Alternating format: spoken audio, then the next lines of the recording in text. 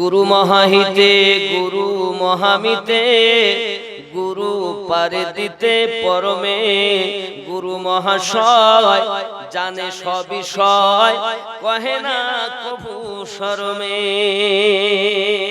গুরু মহাহিতে গুরু মহামিতে মানে গুরু হলো সবথেকে বড় মিত তোমার বন্ধু গুরু পারে দিতে পরমে গুরু মহাশয় জানে সব বিষয় কহে না কভু শরমে সঠিক গুরু হয় যে তার ভক্ত কি দিয়ে ভাত খায় বুঝতে পারে সে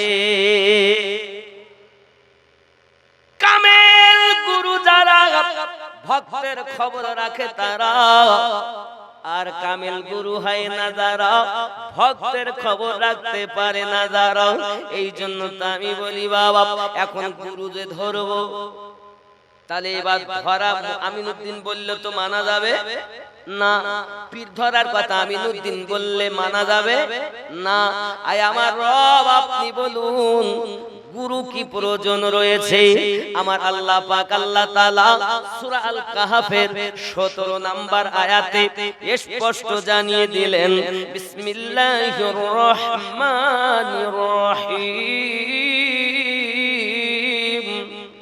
মান ইয়াহদিল্লাহু ফাহুয়াল মুহতাদি আমি আল্লাহ যাদের হেদায়েত দান করি তারা হেদায়েত প্রাপ্ত হয় হেদায়েতের মালিক কে বলুন হেদায়েতের মালিক কে জোরে বলুন হেদায়েতের মালিক কে আল্লাহ বলেন মান ইয়াহদিল্লাহু ফাহুয়াল মুহতাদি আমি আল্লাহ যাদের হেদায়েত দান করি তারা হেদায়েত প্রাপ্ত হয় জোরে হবে আর আমি আল্লাহ যাদের পথভ্রষ্ট করি ফালান তাজিদা লাহু ওয়ালিয়াম মুরশিদা জোরে বলুন সুবহান মানেটা কি বাবা পথ প্রদর্শক আউলিয়াকে মুর্শিদ রূপে পাবে না পথ প্রদর্শক পথ দেখায় যিনি রাস্তা বাতলায় যিনি জীবন পরিচালনার পদ্ধতি জানিয়ে দেন যিনি তাকে বলা হয় পথ প্রদর্শক আল্লাহ পাক বলেছেন ফালান তাজিদা লাহু ওয়ালিয়াম মুরশিদা পথ প্রদর্শক আউলিয়াকে মুর্শিদ রূপে পাবে না তাহলে মুর্শিদ দুনিয়া পেল যারা আল্লাহর কোরআন মোতাবেক হেদায়াত ওয়ালা তারা আর মুর্শিদ পেল না যারা হেদায়াত ওয়ালা নয় তারা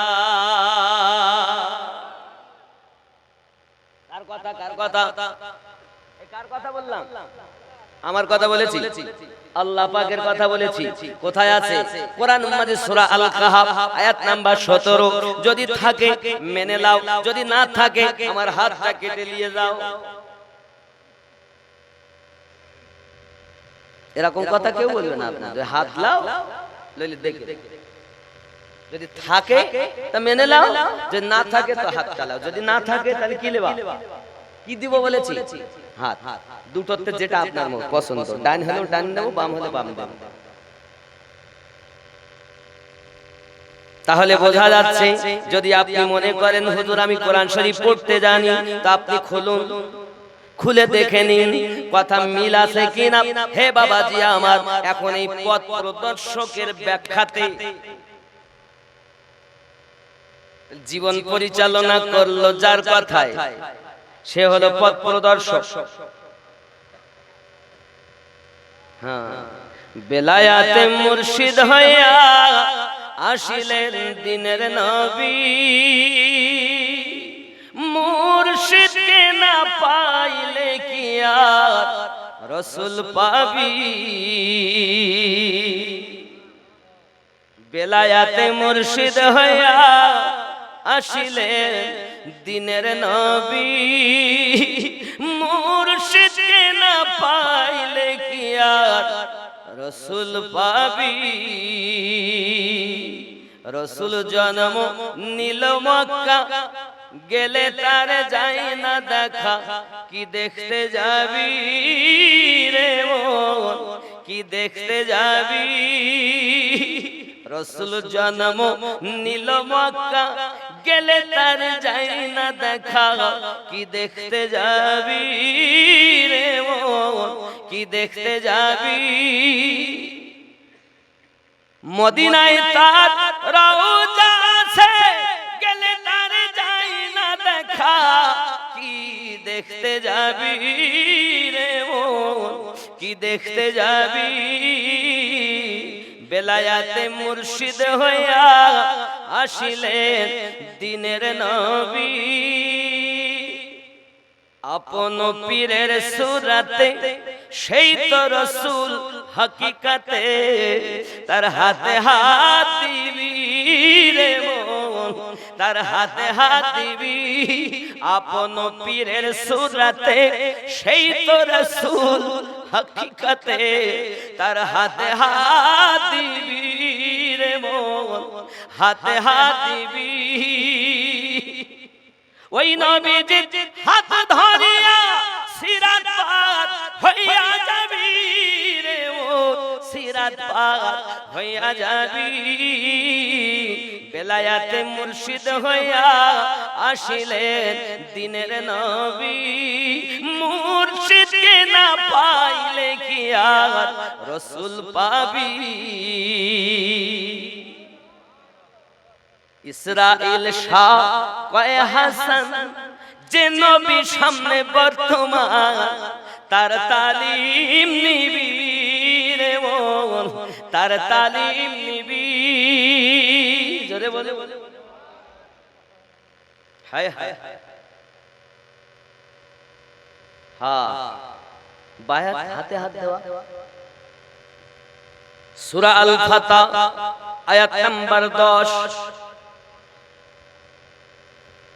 প্রশ্ন থাকতে পারে, হুজুর হাতে হাত দেব কেন?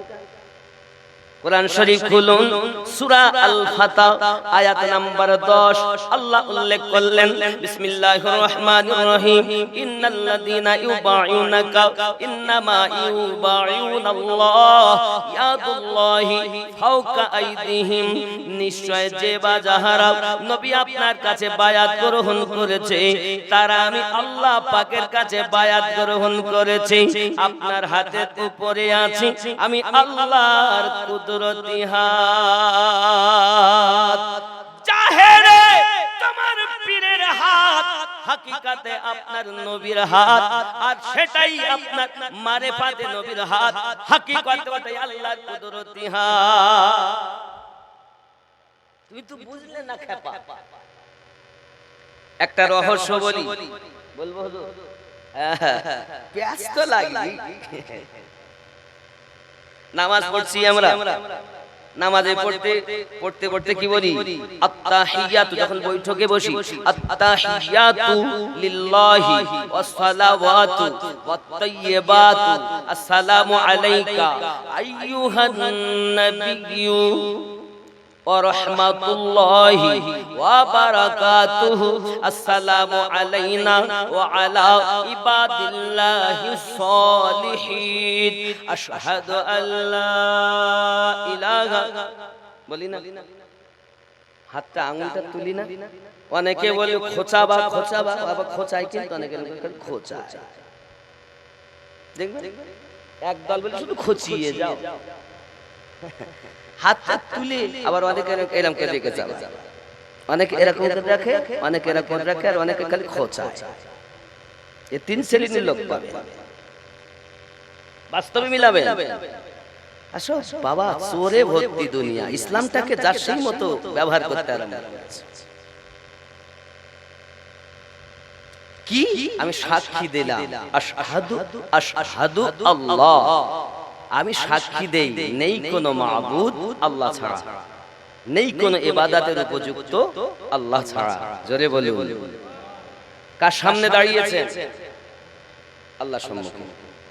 আপনি বলেন নেই কোনো মাবুদ আল্লাহ ছাড়া। দুনিয়ায় তো নামাজের বাইরে যা বললেন বললেন, নামাজের ভিতরেও আপনি মিথ্যা কথা বললেন, নেই কোনো মাবুদ আল্লাহ ছাড়া। আপনি কি দেখেছেন আল্লাহ?